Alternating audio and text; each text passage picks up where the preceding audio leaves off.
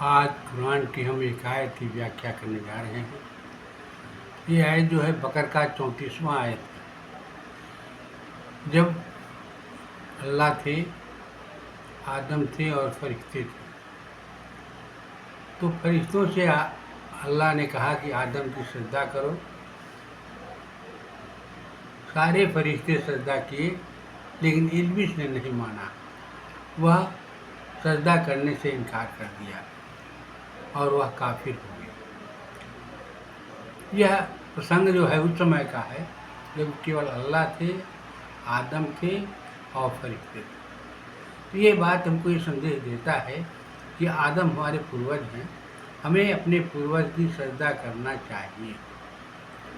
अब प्रश्न उठता है कि पूर्वज हमारे कौन हैं? तो पहला पूर्वज आदम है, अंतिम पूर्वज जो है हमारे माता पिता हैं। इसलिए हमारा सजदा जो है वो माता पिता से करना चाहिए और आदम का भी करना है। मैंने उनके बीच में जितने भी पूर्वज हैं सबका मुझे सजदा करना चाहिए। लेकिन ये सजदा नहीं करते हैं तो क्या होता है? अल्लाह कहता है कि यह काफिर हो गया, मैंने हमको इनकार कर दिया, मेरी बात को नहीं माना। इसलिए हर मुसलमान का यह फर्ज होता है कि वो अपने माता पिता और अपने पूर्वजों की सजदा करें। इतना ही नहीं, कुरान में लोग कहा करते हैं कि माँ का पैर जो है जन्नत की सीढ़ी है और पिता जो है वो जन्नत का दरवाज़ा है। इस तरह से अपने जन्नत की सीढ़ी और दरवाजे के लिए हम हमेशा सजदा किया करते हैं, सजदा करना चाहिए। सजदा क्या है उसको पहले लोग नहीं समझते हैं, क्योंकि वो समझते हैं सजदा एक इबादत है। इबादत नहीं है। सजदा जो है अपने बड़ों के सामने पैर सर को झुकाने को सजदा करते हैं। अब हमारे बड़े तो ईश्वर भी हैं, हमारे बड़े माता पिता भी हैं, लेकिन यह आयत यह बताती है कि अपने पूर्वज के सामने तुम अपना सर झुकाओ और उनका आशीर्वाद दो।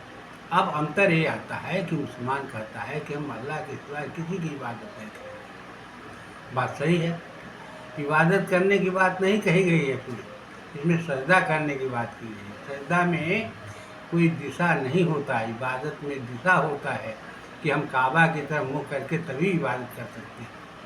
सजदा आप किसी दिशा में, जिस दिशा में अपने पूर्वजों उनके सामने सर झुका करके या उनके पैर पर सर रख करके आप सजदा कर सकते हैं। दूसरा चीज़ ये है कि इस सजदा के लिए हमको कोई समय निर्धारित नहीं है। हम जब मिले कोई पूर्वज, कोई बड़े, तो हम उनके सर पर अपना सर रख करके सजदा कर सकते हैं। लेकिन अल्लाह की इबादत के लिए समय निर्धारण कर दिया गया है कि आपका कब फजर का नमाज कब करेंगे, मगरिब का नमाज करेंगे, तहज्जुद का नमाज करेंगे, सबके लिए एक निश्चित कर दिया गया। लेकिन सजदा के लिए कोई निश्चित नहीं है।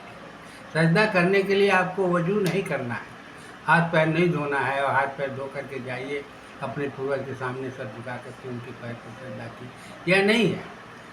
आप कभी भी सजदा किसी भी रूप में उनका कर सकते हैं, लेकिन ईश्वर के लिए सजदा करने के लिए हमको जो है वजू करना पड़ेगा, उनको पवित्र होना पड़ेगा। अच्छा, सजदा के लिए कोई दिशा नहीं, आप पूरब पड़े मुँह करके करें, पश्चिम पड़े मुँह करके करें, उत्तर पड़े मुँह कर करें, दक्षिण पड़े मुँह कर करें, कोई फर्क नहीं पड़ता है, न कोई समय का निश्चित है। लेकिन जब इबादत करेंगे तो आपको सबसे पहले काबा के तरफ अपना मुँह करना पड़ेगा और सजदा करना पड़ेगा। अल्लाह के सजदा करते समय वहाँ किसी का पैर नहीं रहता है, केवल अल्लाह और दूसरा जो है हमारा सर रहता है, तो हम अल्लाह की इबादत करते हैं।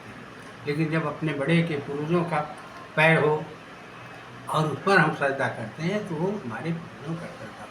इन दोनों में बिजली आसमान का अंतर है, और इसीलिए अल्लाह ने कहा है कि जो इस काम को नहीं करेगा वह इस्लाम से खारिज हो जाएगा। लेकिन आज तक हम देखते हैं कि कोई भी मुसलमान जो है वह इस आयत का अर्थ ही नहीं समझता है, तो वो कैसे उसको अमल में करेगा।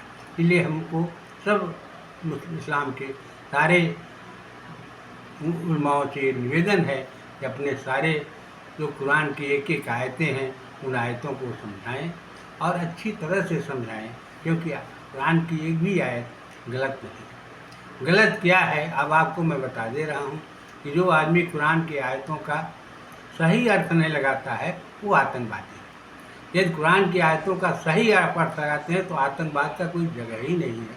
कुरान एक पवित्र ग्रंथ है और उसको हमें सब मुसलमानों का उसका करना चाहिए। लेकिन कारण है कि मुसलमान कुरान पढ़ते ही नहीं है, कुरान जानते ही नहीं है, जबकि कुरान के 12 पहले 12वें पारा के 12वें सूरा के और पहली आयत में ही लिख दिया गया है कि मैं कुरान तुम्हारा को मादरी भाषा में इसलिए उतारा ताकि तुम उसको बाखूबी समझ सको। लेकिन आज तक मुसलमान जो है कुरान को समझना तो दूर, पढ़ना तो दूर, केवल किताब को बंद करके रख देता है। ये तिलावत भी करता है तो उसका अर्थ नहीं जानता है। ये लिए बहुत दुख की बात है और इसी के कारण से जो है वह सारे विश्व में जो है आतंकवाद फैल रहा है। इन शब्दों के साथ आपसे निवेदन है कि संदेश को सब लोगों को फैलाएं और अपने अपने पूर्वजों के पैर छू करके प्रणाम करें। यही हमारा अल्लाह का पैगाम है। और ये शब्दों के साथ जय हिंद, जय भारत।